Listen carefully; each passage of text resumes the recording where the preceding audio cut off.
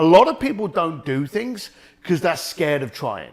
They're scared of failing. Nowadays, we're scared of someone seeing us fail. We don't care about failing, but we're scared of someone videoing it. Being judged, and suddenly, exactly, we're in the judging economy. Yeah. And so people designate that with fear. As far as I'm concerned, fear, even for me today, fear is for me to be the exact same person in 6 months' time as I am today.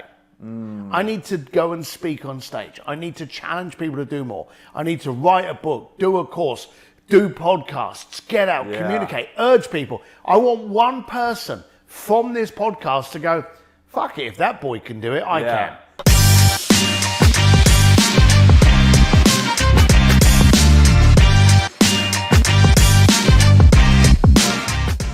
Hey, welcome back to the Strategic Life Podcast. It's your host here, Jake Havron, and today I'm sitting across a man that is known as the Wizard of Oz because he is the master connector, the person behind the curtains for the longest time, working with people like Elton John, Elon Musk, Richard Branson, setting up things that you couldn't even imagine, where they're having private dinners at the feet of David. You know, he's renting out museums for people to have experiences, and he has done this because of relationships.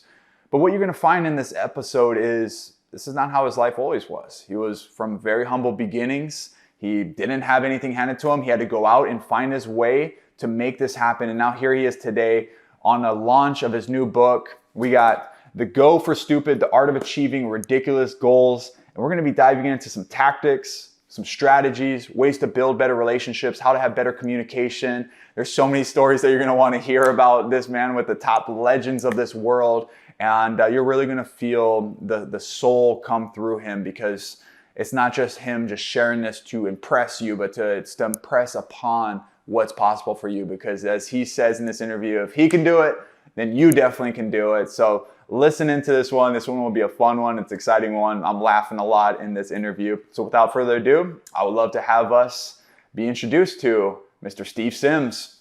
Great to have you here. This is exciting. I know that you live not too far away from where we're at. And man, you are so inspiring with this idea of going for stupid. You know, the art of achieving, of setting, of creating, of whatever you want to see it, ridiculous goals. Where the heck does that even come from, my friend?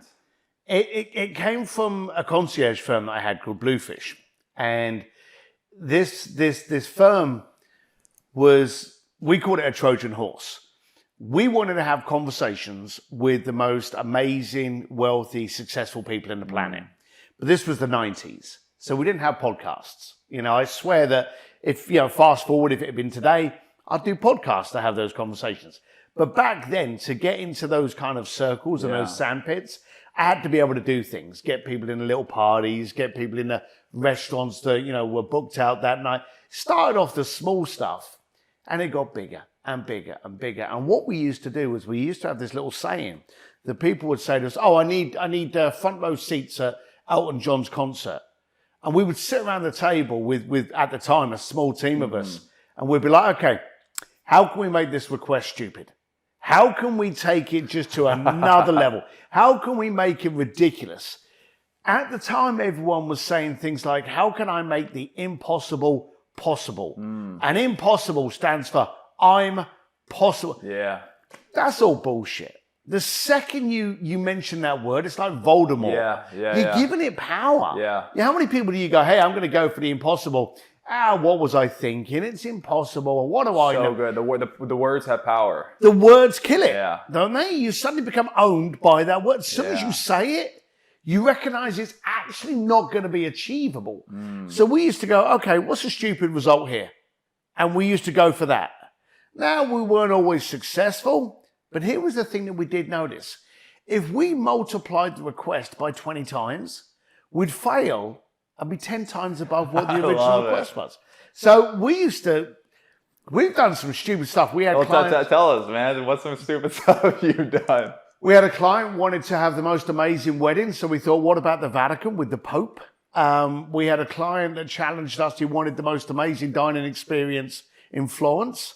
So I closed down the Accademia di Galleria in Florence, which is the famous museum that houses Michelangelo's David. Oh my gosh. 9 o'clock at night, set up a table of 6 at the feet of Michelangelo's David, while the client's in his own museum eating a beautiful meal at the feet of David.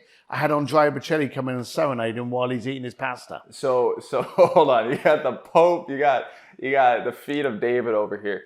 Like, our listeners right now, this is awesome. By the way, this guy, you can already tell, he's got so much energy, literally so many stories behind this. But I love to really break down what actually got you to that point, in the sense of like, how do you get the Pope involved? Is it just financial, or is there like, you need to have people that like, what was the actual like ways that you put together? Because I feel like anyone would try to do that if it was just a financial game. If you have enough money, you could get the Pope involved. Anyone could try to do it financially, and I guarantee you everybody would fail. So what was the secret sauce? Like, the secret sauce is relationships. Yeah. And in a world where we're getting really bad at it, we need to focus on it. It's the look, you're a fitness guy, so you know full well, if you don't use it, you lose it. Yeah. We're actually losing the ability to communicate.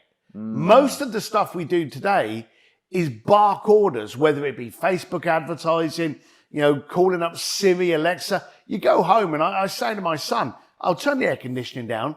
He will walk past the air conditioning Nest system, pick up his phone and go, hey, Alexa, set it for 69. That's what we've become now. Wow. And with COVID, we've become really bad at communicating. Yeah. I was with Elton John. I worked for Elton John for 8 years. Wow. And we were at his Oscar party up in West Hollywood. This guy came over to him and said, "Oh, Sir Elton, it's great to be here." And Elton, he's a weird character. He's a strong boy. And he turned around and he's like, "Hi, how are you?" And he's like, "Hey, I'm having a barbecue and a big party in my private mansion. How much would it cost to have you fly in?" And he went, "I can't, I'm busy." And he walked off. The guy didn't even say what date it was, but he was busy. Yeah. The second you ask to buy something, you've just prostituted the person. How much will it cost me to do this? If I said to you, "Hey, will you do this for money?" We're now focusing at the money rather than the reason, the cause, the why. So whenever I get involved with someone, I go, "Look, I've got this idea. I've got this concept. I've got this dream, and I want you to be part of it. This is what I'm thinking." And I get them into the dream first. You buy a car, don't be surprised you got to stick fuel in it. So that's the payment. But first of all, you've got to get them into the dream. I want this to happen. Florence, I've got this idea. My clients challenged me for the most amazing Italian meal. I don't know of anyone more amazing than this. What do you think about this idea? And when I told them about the idea, and again, notice I never asked permission. Yes. I never said, "Can we do this?" Yeah. I never said, "How much can it cost me?" Both of those would have rubbed them up the wrong way. But I challenged them. Can you imagine this location? Can you imagine any better meal for that night? Can you imagine any better? And all he turned around and he said, "No, we can't imagine anything better, but we've never done it before." And when they say you've never done it before, you go, then let's make history. There's an opportunity. Let's make history. And so you're not giving the chance for the person to say no. Yeah. So you get them into the dream and then you go, what needs to happen here? Yeah. And then you work that. Now, first of all, everything's about relationships. Yeah. Now, I never started off with a Rolodex. I came from East London. I was a bricklayer. I was kicked out of school at the age of 15. So any listeners are out there thinking, it's easy for him. He's good looking and British, I worked on an Irish construction firm for like about 4 years of my life until I was pissed off that I wasn't going to accept this as my life. And I would stand on the building site getting pissed on during the day, looking at people driving to work in a nice suit in a nice car and going, "How are you doing it?" And so I went out with that aggravation to try and find out how to do it. And you work on relationships. And what did you do at that time? 15-year-old you, or at that point? I tried to get a load of jobs that would surround myself with people that were financially able. Okay. There's no point in me getting into a conversation at a biker bar because they're all broke. I knew that because I was in that biker bar. So I needed to have conversations with people that had money, had wealth, had success. So I tried getting yacht charter, jet charter, security, financial advisors. All of these jobs that worked for the affluent, I failed at every single one of them. So I became educated on what I wasn't good at. Funny enough, I ended up getting a job in Hong Kong as a trainee stockbroker. Landed in Hong Kong for this job, lasted 1 day and was fired. Then I ended up working at a nightclub and I was the bouncer. Big ugly fella, seemed to be perfect for the job. Still in Hong Kong? Still in Hong Kong. Yeah.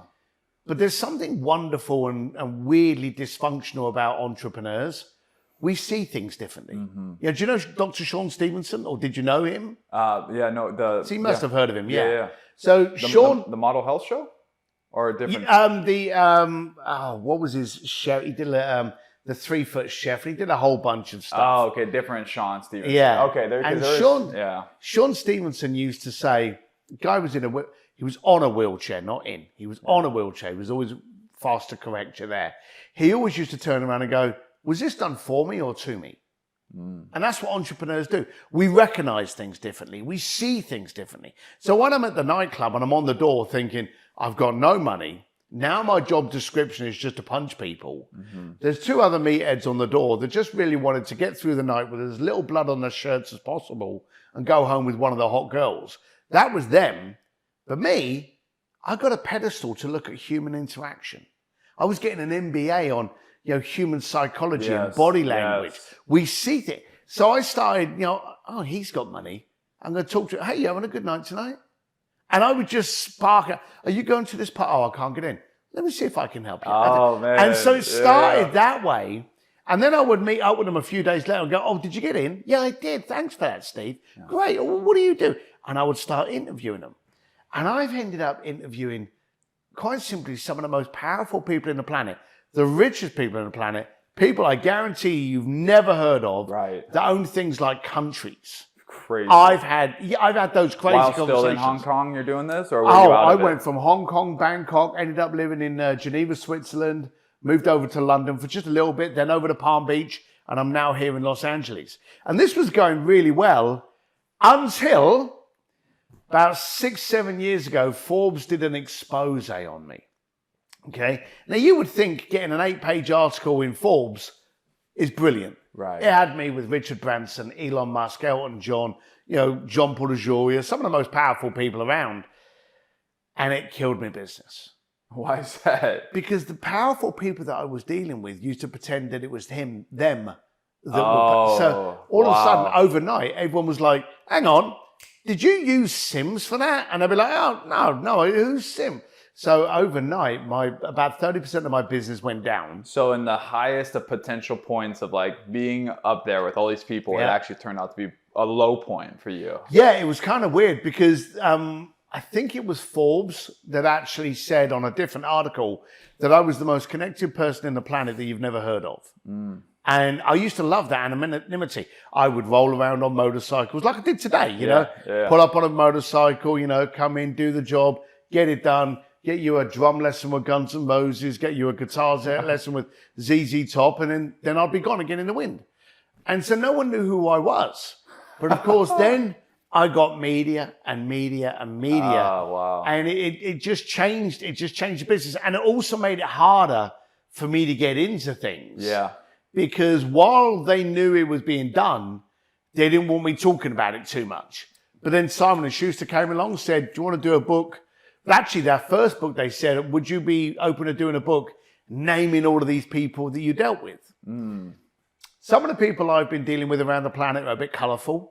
And if I named names, I wouldn't make it to cocktail hour. Right. So, my whole secret sauce, my whole thing was, I know how to be quiet. So good. And what I love about that, there's so much to unpack on this, because that actual moment where you were on Forbes, supposed to be the highest point, dropped significantly. That actually opened up a new avenue, as you shared.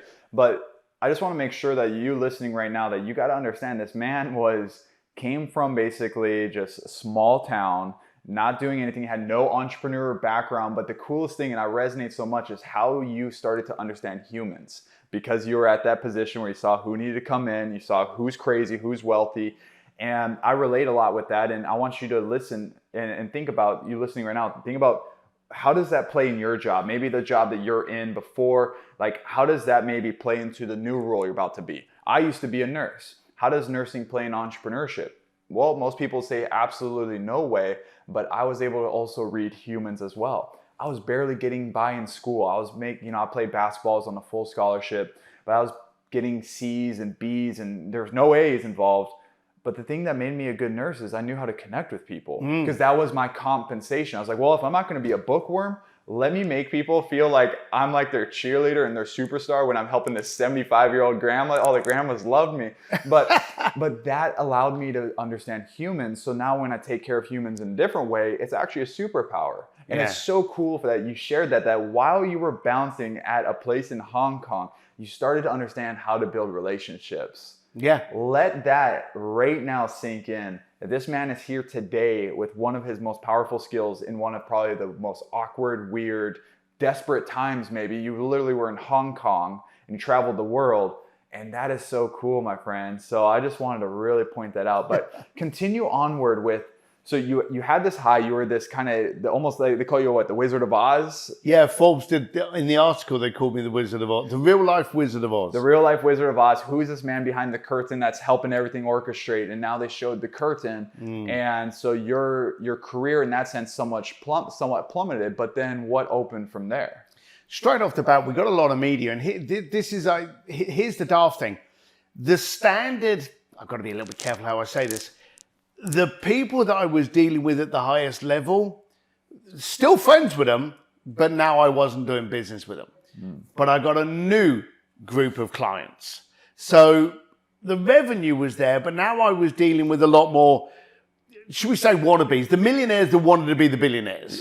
So I was ending up with a lot more of those. And it made it a little bit harder because I was amazed at how much ego was in millionaires and it went once you got to the billionaire status. So, it became a little bit hard, but then out of the blue, I got offered this book by Simon & Schuster. And I was like, I've never done a book before, okay, why not? I thought it'd be fun to just poke my kids that now I'm an author. If anyone's ever received an email from me or even a text, they know I can't even spell. But I didn't want it to get in the way of me writing this book. So I wrote Bluefishing and I wrote the book with the idea, okay, this is how I do it. It's very basic, it's very primitive, which is me, And it was, how do you connect with anyone? How do you communicate? How do you bring value? How do you talk to people? How do you talk to the wealthy? Here's a little funny thing, and you can actually watch this and you can see it on TV. Have you noticed how when someone's wealthy, the person talking to them bows without realizing it? And you can watch this. If you watch the Oscars and the red carpet or something like that, there'll be someone at the side calling the celebrity. When the celebrity comes over, they will bow and pass them something to be autographed. We subconsciously bow. Wow. How can we talk to someone on an even keel by the first thing we do is stick them on a pedestal 5 foot higher? Yeah. But people do that. That kind of didn't make any sense to me. So I put this all in Bluefishing, didn't expect it to do any good. I just wanted to blur out what I did, how I did it. It took off. It got translated in Mandarin, Chinese, Thai, Vietnamese, Korean, Polish, Russian, became a bestseller everywhere, did really, really well. And all of a sudden opened up another door. Now I'm coaching, I'm speaking, I'm training all over the planet, literally. And did you ever see yourself doing that before? No, I did not. But I said to you at the beginning, my business was a Trojan horse. I didn't care about getting you a drum lesson with Guns N' Roses or getting you on stage with Journey or getting you in this, one of the big blockbuster movies. I didn't care about that. I needed to make that happen because I cared about having a conversation with you 2 days later. That was my focus. Let me get that done because that's my focus. Do a really good job here because I need to talk to you. So I didn't care about being on the red carpet. I didn't care about, entering. There's not a event in the planet that I've not had my fingers in. Arrogantly. Paris Fashion Week, Milan, London, Hamptons Polo, Formula One, Grammys, Oscars, you name it, I guarantee I've had my fingers in it. But I never wanted to do that. I'm not that kind of guy that wanted that. So when it came around to the speaking, I thought, do I want to be speaking? And a lot of the time, and you know this, you do content. Yeah. A lot of people that do any kind of content and any kind of visibility, the biggest mistake in the planet is to first realize it's about you because it ain't. Yeah. It's got fuck all to do with you. Yeah. It's about what do you have that can help someone else. So I'm there going, well, look, you're worried about what you look like. No one gives a toss. Yeah. They care about what you bring to the party. How can you help them with their problem? For me, I was working with billionaires, and I used to say, this was my pitch. People would say, what do you do? I give you more interesting cocktail stories. That would be it. That was my whole thing. I help you appear more interesting. Good pitch. I love that. Yeah, and that was my polished pitch for that. So when I was out speaking, I was like, I don't know how. There'd be these guys up there and they would be like smooth and dynamic and PowerPoint presentations. And I'd just go up on stage and I'd be like, how would you like to learn how to connect with Elton John? How would you like to speak with Elon Musk? How would you like to speak with the most powerful people in the planet and have the clients that you want, not the clients you're getting? And I would just blurt it out. It resonated. It took off, and 5 years later, that's what I do. And of course, I've got this second book come out, but it made me giggle when Simon & Schuster did the first book. And again, no one knew who I was apart from this kind of article and stuff like that. I had 16 followers on Instagram. I reckon 14 of those were no excuse now if you have no followers on Instagram, right? I had 16, and I reckon 14 of those were probably lost and just stumbled upon me. And I remember Simon Schuster going, and they said this, there was this girl there, tiny little girl, and I looked at her and I thought one of the other people had brought her to work for a school trip. I thought it was a little school kid, and she was in charge of social. Oh my God. And she was like, well, we've got to get your profile up. And I was like, well, just had an 8-page spread in Forbes. And she looked at me and she went, yeah, no one reads Forbes and you've only got 16 people on Instagram. And she shot me down in flames. I was like, oops. And of course, we all go through the usual mistakes. Well, I better look like this. I better look like that. Yeah. And then I was like, but no, I don't. I'm doing all right. I got money. Yeah. I ain't got to worry about my mortgage. I'm pretty good with me. I said to you earlier, and I celebrated my 30-year wedding anniversary the other week. So, I'm all right. But then I suddenly realized I wasn't happy with the way people were doing business. So I thought, if I can aid that person, as you pointed out, in the in-between of their life, they're in a job they don't really like, but they're a little bit scared of doing this. Mm-hmm. I'm there to go, hang on a minute, the scare is not doing this. The scare is staying where the fuck you are. Yeah. And I realized from a very early age, in fact, I'll tell you the story if I may. Yeah. Well, really quick, before you tell that story, so the thing that set you over the edge, because you were almost in a quote unquote status quo, you were comfortable, like you didn't have to keep pushing forward. Yep. But the thing that put you over the edge is when you got out of thinking about yourself and you started thinking about those people that were stuck in their bad life. Yeah. And that's what got you over the edge. Is that what happened? That is exactly what pushed me over. Yeah, that is so good. And you listening right now, like, think about your life. If you are stuck, you're complacent, you're at that status quo, you're afraid to go all in with entrepreneurship, or you're afraid to, hire your first team because you want to take all that commission yourself or whatever that is, get out of your own way. Like how Steve just shared here, he had to get out of his own way because he had a comfortable life. You had a beautiful relationship. You had good money, great money. You had great connections, great relationships. But when you started thinking about the people that needed your help, the whole ball game changed. That is so beautiful. It absolutely did. My granddad, big, thick Irish lad. And I was on the building site with him when we were when I was 16 years old. And he was like nearly 80. And of course, like when you're 16, someone who's 80 looks like a dinosaur. Mm-hmm. I'm 55-year-old now, so, I'm probably that dinosaur. But I remember looking at him and I walked over to him during tea break and I went, Granddad, did you ever think you'd be doing this at your age? Which is probably one of the rudest things to say. He didn't even look at me. He just blew into his tea and he said, son, if you don't quit today, you'll be me tomorrow. Wow. And that changed my identity and relationship to fear. A lot of people don't do things because they're scared of trying. Mm-hmm. They're scared of failing. Nowadays, we're scared of someone seeing us fail. We don't care about failing, but we're scared of someone videoing it. Being judged, and suddenly, exactly, we're in the judging economy. Yeah. And so people designate that with fear. As far as I'm concerned, fear, even for me today, fear is for me to be the exact same person in 6 months' time as I am today. I need to go and speak on stage. I need to challenge people to do more. I need to write a book, do a course, do podcasts, get out, communicate, urge people. I want one person from this podcast to go, fuck it, if that boy can do it, I can. Yeah, let that sink in. Fear is me being the same person 6 months from now, to not change, to not grow. Terrifying.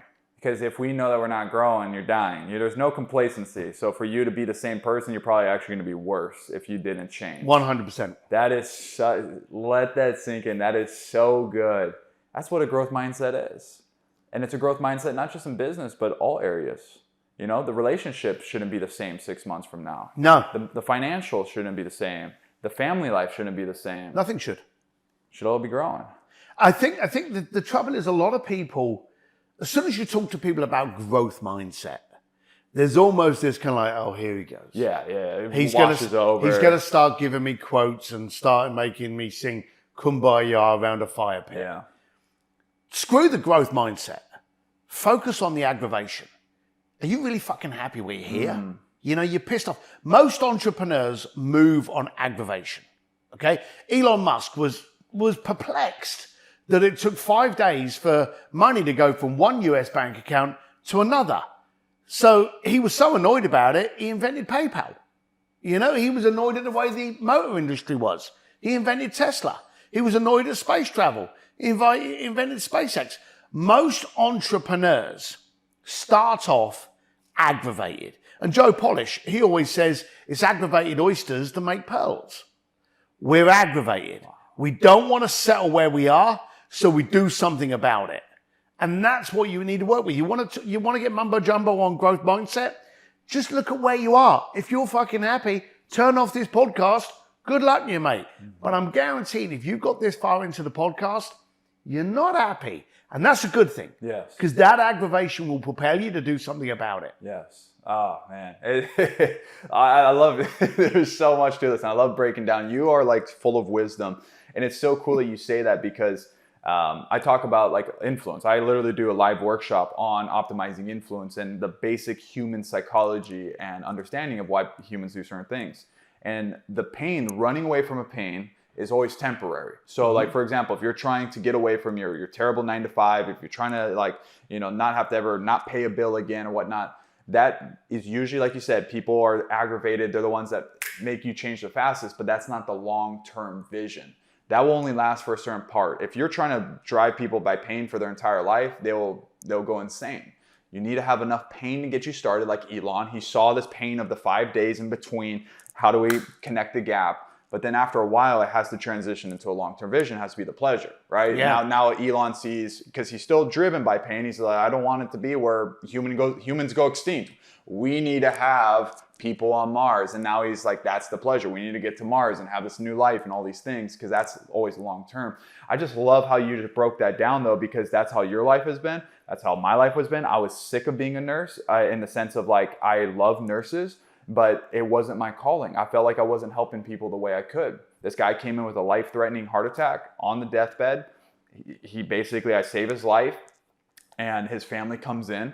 His kids are there, and his wife is there, and I'm young. I'm a young buck. I have no personal development. I don't know what this stuff is really meaning, but it was a very emotionally charged experience. And I'm seeing, literally as a healthy person, like, take care of myself. How is this man that probably shouldn't be having a heart attack? He should have took care of himself. How is he going to literally leave his family like this because of his actions he could have prevented? And so I'm over here. I'm like, okay, well, I saved his life. He sees his family. He sees me. He's like so distraught. And he's like, whatever, like, tell me what I got to do, Jake. So I'm telling him all the prescriptions, all the pills. His family's there. I'm teaching him what to do. And I was like, cool, I saved a life. Like, this was like such a new experience for me. It was like you being on Forbes, the best of the best. So exciting. And then a couple months later, this man comes in with another heart attack while I'm working in the ER. And that was that drop off of like, I thought I saved your life, my dude. Like, how do you do this to your kids twice? And that's what ripped me apart and put me on my path for entrepreneurship, because I was like, I cannot keep doing that. I don't feel called. I feel like burnt out. So I totally understand where your story comes from. And, for you listening right now, think about your story as well. Like, what is that story and that mission, that aggravation, as you say. I like that aggravation that's going to get you out of here. So when you finish listening to this podcast, you're going to go and do something. You're going to pick up that phone and go and call that person you've been holding off on. You're going to go pitch that opportunity to someone that you've been so scared about. But like, what is there to lose? The biggest thing to lose is that you miss an opportunity, the pain of regret, as they say. And you have such a great example, and I just wanted to really add that in, my friend. But dude, let's there's so many stories, but I really want to talk about the Go for Stupid book. This book here, Steve, literally from what I've seen, is you have like what, 7 main principles within the book? Or yeah, there's 12 chapters in there, and they run through basic principles of mindset, challenge, support, connection, communication. So what can you share with the audience? Because this book releases when? October 18th? October 18th on Amazon, okay. Yep. October 18th, so you're going to be able to find this. But share a little nuggets from this book so people could see why it's so important to learn from you on a deeper level. So this book, again, like most things in life, it came from aggravation and it came from COVID. Okay, because COVID came across, and I remember I'd gone to a Mexican restaurant in Malibu and got home, and then there's on the news going, hey, everything shuts down. And it was a horrible restaurant that I'd been to. And I was like, damn, my last meal for like 3 months, because we all thought it was going to be temporary. Yeah. Was it a bad Mexican? You know, I'd gone to Spargo or something. And I was sitting there, and then within the first week, I was like, hey, this is good. You know, I've got so much time. I'm not flying. I'm not riding. I'm not traveling. It was like I've been given a 9-day week. I suddenly had all of this time to work on my media company, on my podcast, on all these different things. And then all of a sudden I got people going, oh, what can I binge watch on Netflix? And all of a sudden they wanted to waste their life. And this started to aggravate me. So I started doing little memes on, Instagram and stuff like that. And I'm not the most subtle person in the world. And I was aggravated about this. And then it got worse. COVID continued. No one knew it was going to go on for 2 years, and it's still kind of kicking around with us now. But all of a sudden, in a time frame when all of us should be connected with the exact same problem, and we've never ever had it in our lives, in other generations, when the entire planet can have a conversation about the exact same thing. Not the world wars, not the depressions, but about COVID. You could phone up anyone in the world and they could talk about COVID. During that period when we should be supporting people, 2 toxic societies suddenly were formed. The cancel culture and the gotcha society. Man. In a time when we can't communicate, we've now chosen, well, fuck it, we're going to find people and we're going to find out what they dressed up in 1973. We're going to put it as a meme and we're going to cancel their career. And we're going to find this little bit and we're going to make a joke of it and we're going to put it up on the boomerang and we're going to laugh at them. Rather than support people in our darkest hour, we wanted to jeer at them. This really pissed me off. And I started going around to my friends going, how do you handle this negativity? How do you handle the people that are jeering at you? And I got that information and I put it in the stories. Let me give you a big example. Please. Do you have a car? Yes. What car do you have? Dodge Charger. Dodge Charger, nice. Yeah. Do you like trucks? I don't have one, so not as much as a Dodge Charger. Not really. Do you want a truck? I mean, if it's free and like it's a nice one. All right. Did you watch Elon Musk's unveil of his Cybertruck? I did. So let me get this right. You watched the unveiling of a Cybertruck, but you have absolutely no interest whatsoever unless it was free. But you watched it. Yeah. So he grabbed your attention. And I've used that story with everyone. Everyone saw it. Yeah.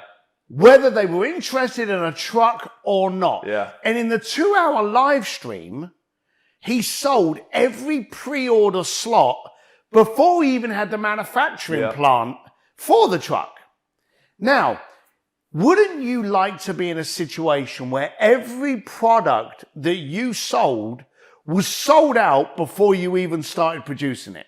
Yeah. Wouldn't you like to do a show where people that weren't even interested in the topic were so compelled to watch it? Oh yeah, absolutely. But what were the news headlines the following day from the unveiling of that truck? It was about him cracking the window, wasn't it? So he invented something which had never been done before. Different body panels, different composites, weird ass shape. Yeah.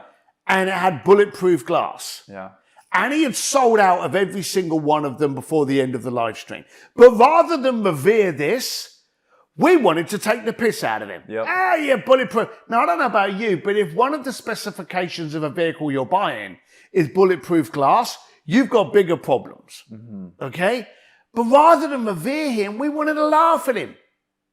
And that's the society we're in. Society, and I'm like, it shouldn't be like this now. Preaching right now, man. Preaching. I agree with you. I actually, not only did I have those conversations, which I put in the book, I talked about how I had got over the naysayers, how you're supposed to pick the room you're in, how you're supposed to select those people that look after you and remove yourself from the toxicity. But then I actually, and it was Peter Diamandis that helped me with this, I went back in history and found out that we weren't even any smarter back then. Do you know they actually tried protesting against Henry Ford's development of the car? And do you know why they tried protesting? Why is that? They said, my horse can go through the woods, your car can't. That's why they protested. The Candle Society, and this is loony, the Candle Society and the Candle Makers Union protested against the development of the light bulb. You're going to love this bit, because it was unsafe. Oh my gosh. You know, Great Fire of London, all these kind of things never started with. So coffee, great examples. They tried to ban coffee because of its hallucinogenic. It was a drug. They actually tried banning coffee. As human beings, we're actually not very good with change, but we are damn freaking good at tearing people down. Yeah. And in an environment today where the number one skill that you can't download an app for is the one that we need. The ability to have a relationship, the ability to challenge each other, the ability to communicate with each other. That's what we should be focusing on. Now, I don't know how many years or summers I've got left, but I am really pissed off with the way that we're going. I got 3 kids, and personally, I don't want them growing up in a society where we actually revere the ability to tear someone down for a mistake they made. Because I don't know about you, but I am sure as shit glad there weren't too many cameras on me when I was younger, because I made lots of mistakes. And isn't those mistakes there to refine you and not define you? I had to pull the book out. So I pulled the book out to get people to change the way to communicate, change the way they actually look at things, how they can actually train their brain to look for opportunity. I'll just give you one little thing. When was the last time a friend of yours brought a car over, or you were in the lot looking at cars, and you saw this strange coloured car, maybe mustard yellow, for the point of this? You look at it and you go, that's a weird-ass freaking colour. If you're listening, you have a mustard yellow car. You'll see the example that I'm talking about. We might have to change that coloring pretty soon. You see this car, and you've never seen that colour before. And then you're driving down the road the following day. What's the only car you see colour of? Only mustard yellow, man. That's how our brain works. When we recognize something, we see it. Yeah. When we recognize negativity, that's all we see. When we train our brain to see positivity and opportunity, that's all we see. So the book is there and tells you how I do it, how I've been able to kind of like steer away from the naysayers. Because hey, as a 15-year-old kid out of school on a building site, to be dealing with Elon Musk and the Pope, you're already out of excuses. Yeah. That's incredible. That's incredible. Now, when people read this, is it going to be Audible, by the way, too? Yeah, Audible probably won't be for about another 6 months because I've got to get around to doing it. Yeah. Are you going to have your voice on it, by the way? I did the first one, which I found very surprising and also very painful. You know, doing an audio book in like a airless little box with no... Because me and you, we're in Santa Monica. Yeah. We love light and scenery. Yeah. And I live up in the hills. So to spend an entire day and a half in a little studio was painful, but it did really well for me. So yes, I do promise I will do the audio version. Yeah, but it just adds to the character. It reminds me of like when I read Green Light by Matthew McConaughey, and I got to actually hear his voice. I was like, it adds to it, the entire story and the feeling. And I can only imagine like listening to your book with your voice and your tonality, how much more engaging it is. But like when people read the book for itself, Audible come out later. Like what do they expect out of this book? Like is it just a lot of like fluff and there's so many different stories, or is it like broken down to like actual strategies? Because I have this is the Strategic Life podcast. So I have people that want the application, they want to know how to better communicate. Like what can they expect when they read this book and open up the first pages? You can expect no fluff. Okay, Good. Look at me. You know, I don't want to give you fluff. The whole point in there is to give you tactics and strategies. And here's the dumb thing. This book is a waste of your money. I'm telling you, it's probably the worst advertising planet. This is the shit that we should be doing normally. This is the stuff that we should be doing that for some reason you've talked yourself out of and go, no, I'd rather complicate my life rather than working on the simple shit. This is the basic principles of how to establish a relationship, how to support your peers, how to actually be there as part of the solution instead of the problem. It's all tactics. Yeah, I've got some stories in there of me and Elon and some good people that I've got up to, Richard Branson, Elton John. There's some little colourful bits of the kind of shit that I've got up to. And then I told you how I got into it, how I managed to pull this off so that you can. It's all about the tactics. I love it, dude. That's so exciting. I want to dive into, because the book itself, get the book. You'll be able to find it. Where should they best be able to find the book? You can, stevedsims.com is my website. It'll be on the front page there. I'm Steve D. Sims absolutely everywhere, all over. Anywhere you consume your media, look up Steve D. Sims and I'm going to be there. And of course, we'll announce the book when it comes out. And this will be on Amazon too? This will be on Amazon. So it'll have a direct link straight over to there. Awesome. So get the book on this, but I want to dive into, because we have a lot of listeners that are aspiring speakers. They are maybe speaking, they're podcasters, they're building businesses, but they're finding themselves have to speak in front of events and companies. When you transition, I think this is so important. I want to dive a little deeper with this. When you transition from being the Wizard of Oz, the super connector, but no one knew about, to then opening up this route of coaching and speaking, and you even plan on having that, what would be some tips or advice you've learned about the speaking realm? Just with going out, whether it's a 5-minute or a 60-minute talk. That is a beautiful question that doesn't get asked enough. In the old days of speaking, there was this statement, and you've spoken, so you know this shit. They go, know your audience. Got to know your audience. You can't deliver the message unless you know the audience. That is still valid today. But there's a second one that adds power. And here's the funny thing. Comedians know this better than most speakers. Know the temperature of the room. Okay? Today, you go to a comedy act. What goes on before the main comedian? It's a warm-up act. They get you ready to laugh. They get you prepared. If that person sucks or comes out with a bad joke that kills the room, the comedian that's following, he's got work to do to get them up to neutral before he can get them back up again. So you've got to know the temperature of the room. If you're a speaker and you're going to speak on stage, know the audience, but know who's coming on before. And maybe have a word with them to find out what they're going to talk about.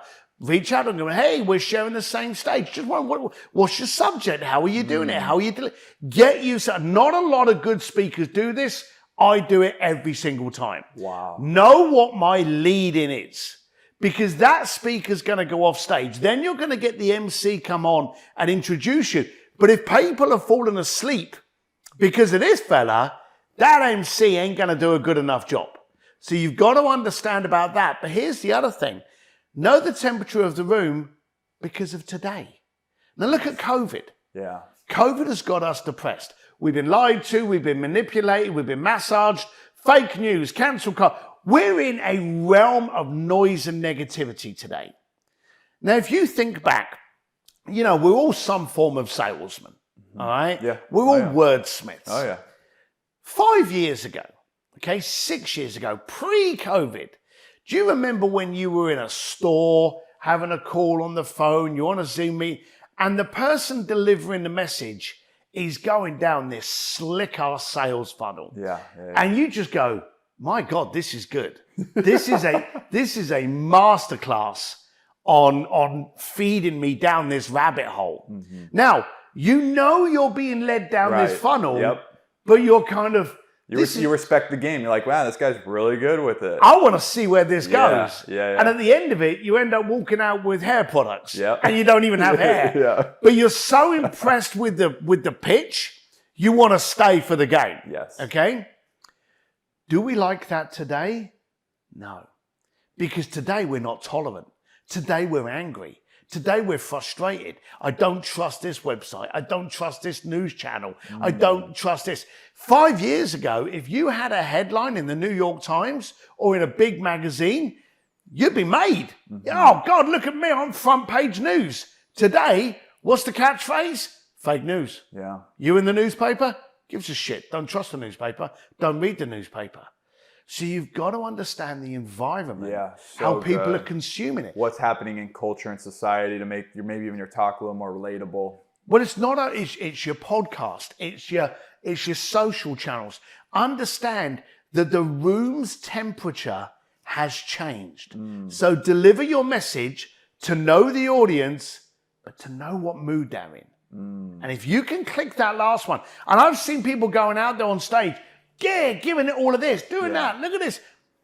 They know the message, they know the problem, they know the audience, but they don't know what mood they're in. Yeah. So in today's world, if I gave you a book on fluff and shit and told you, oh, I'm brilliant, I'm great, gives a fuck. You've got to be able to read a book today for one simple reason. How does it make you great? Yeah. How does it solve your problem? So you need to be direct because we don't have the patience anymore. Yeah.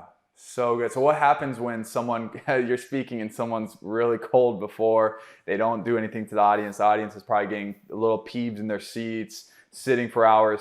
What's some things that you've done to really shift it up that's outside of your normal talk? So I've got an introductory video that I had, because there's one thing as a speaker that you really want to focus on. It's how you're introduced on stage. Yes. So always talk to the MC. Like if I'm going to do a reveal of the story of what I did with Elon Musk, I don't want you walking on stage going, oh, and he did this with Elon Musk, because then you've just stole my punchline. Right. Okay.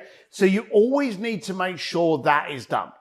But if the energy was low from before, get yourself an intro video. In fact, and I've got nothing to sell here, but on my website, stevedsims.com, I've got a speaker button. I've got my intro video up there. Oh, do you? You can actually see it. Okay. And it's 1 minute long and it's upbeat. And sometimes I'll be watching this and I'll quickly run over and I'll be like, this video needs to go on. I need to get them thinking differently, reacting differently. Another thing I may do is an exercise. Break the pattern. Yes. You walk on stage and you go, right, it's 3 o'clock in the afternoon. Here's the scoop. Everyone on this side of the room, every third chair, get up, go and sit over there, sit with someone new. Get them moving. Okay. I'm not the kind. You see some people go, right, let's dance. I couldn't do that. You're a fit guy. Maybe you'll have them doing press ups. I can't do that, but I will have them move. Yeah. Or I'll have them do things. And I'll have them, like stick their hands up in the air or just stand up. Anyone that's got this, stand up, and I'll just do different things just to break the pattern from what they had before.